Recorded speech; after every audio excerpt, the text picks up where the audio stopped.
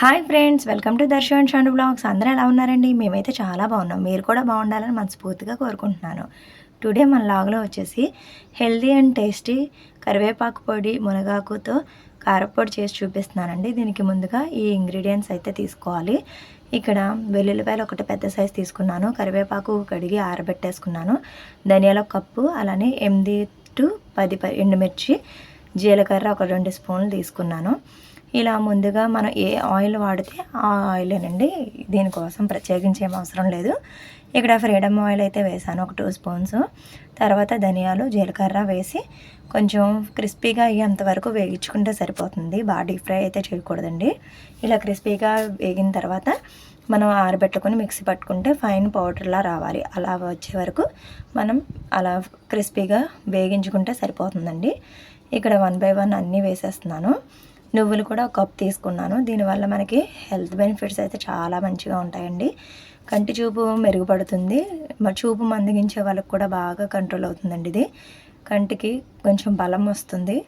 కరివేపాకు, మునగాకు, ఇలా నువ్వులు ఇలా యూజ్ చేయడం వల్ల డైలీ మనం ఈ పొడి చేసుకుని టిఫిన్స్లోకి, అలానే రైస్ ముందు కర్రీ రైస్ తినే కన్నా ముందు ఒక 2 ముద్దలకి మనం ఈ కారపొడి అయితే కలుపుకొని కొంచెం నువ్వుల నూనె కానీ నెయ్యి కానీ వేసుకుని కొంచెం కలుపుకొని తినడం వల్ల మనకి హెయిర్ ఫాల్ కూడా బాగా కంట్రోల్ అవుతుందండి. ఇవన్నీ కూడా వేగించేసిన తర్వాత ఒక ప్లేట్లోకి తీసేసుకుని చల్లారేంత వరకు కూడా పక్కన పెట్టేసుకోవాలి.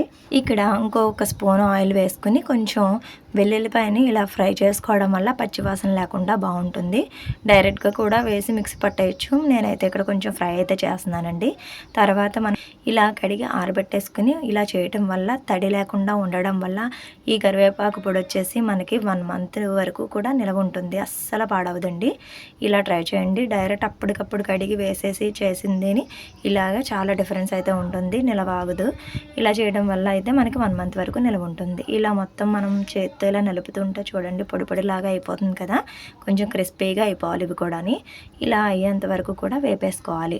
తర్వాత అదే ప్యాన్లో ఇక్కడ మాకు ఫ్రెష్గా మునగాకు అయితే ఫుల్గా దొరుకుతుందండి. మేమైతే ఎప్పటికప్పుడు ఇలా కరివేపాకు పొడిల్లోని, అలానే చారు తాలింపుల్లోని, పప్పుల్లో అలా అయితే మేము వేసేసుకుంటూనే ఉంటాము. చాలా అంటే చాలా మంచిదండి. కంటి చూపు తగ్గుతూ ఉందని అనిపిస్తుంటే కనుక డెఫినెట్గా ఇవన్నీ ఫాలో అవడం వల్ల కంటి చూపు అయితే బాగా మెరుగుపడుతుంది. అలానే హెయిర్ ఫాల్ సమస్యలు కూడా తగ్గుతాయి. డెఫినెట్గా ఇవన్నీ ట్రై చేయండి.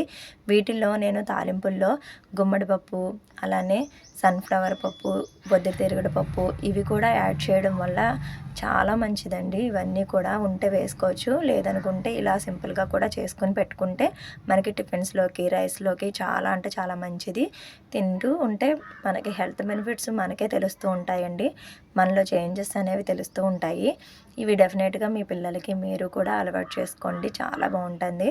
ఇది మొత్తం కూడా క్రిస్పీగా ఇవి కూడా బాగా వేగిపోవాలి. చూపిస్తున్న విధంగా మొత్తం అన్ని ఇంగ్రీడియంట్స్ వేపేసుకుని ఇలా ఒక ప్లేట్లో పెట్టి చల్లారేంత వరకు పక్కన పెట్టేసుకోవాలి. ఇది మొత్తం అంతా చల్లారిన తర్వాత 1 by 1 మనం ముందుగా ధనియాలు, జీలకర్ర, ఎండుమిర్చి తాలింపులు ఉన్నాయి కదండి, అవన్నీ మిక్స్ పట్టేసుకుని తర్వాత కొంచెం చింతపండు, ఉప్పు, పెద్ద నిమ్మపండు అంత సైజు తీసుకుంటే సరిపోతుంది. ఇక్కడ చింతపండు యాడ్ చేయడం వల్ల మనకి వేడైతే చేయకుండా చలవ చేస్తుందండి. దానివల్ల చింతపండు కూడా యాడ్ చేసుకోవాలి. ఇక్కడ మొత్తం అన్నీ చల్లారిపోయినాయండి. నేను ముందు తాలింపులన్నీ కూడా మిక్సీ పట్టేస్తున్నాను. అది మొత్తం అంతా మిక్సీ పట్టేసిన తర్వాత పొడి అయిపోవాలి, ఫైన్ పౌడర్ లాగా. అందులో టేస్ట్కి సరిపడా సాల్ట్ వేస్తున్నాను. తర్వాత చింతపండు కూడా అందులో వేసేసి మిక్స్ అయితే పట్టేసుకోవాలండి. ముందుగా ఇవన్నీ ఫైన్గా పౌడర్ అయిపోయిన తర్వాత మనం కొంచెం కొంచెం కరివేపాకు కూడా యాడ్ చేసుకుని ఇలా పౌడర్ అయితే చేసేసుకున్నాను. ఈ హెల్దీ రెసిపీ మీకు నచ్చినట్లయితే వెంటనే లైక్ చేయండి, మన ఛానల్ని సబ్స్క్రైబ్ చేసుకోండి, మీ ఫ్రెండ్స్కి, నైబర్స్కి షేర్ చేయండి. Bye bye.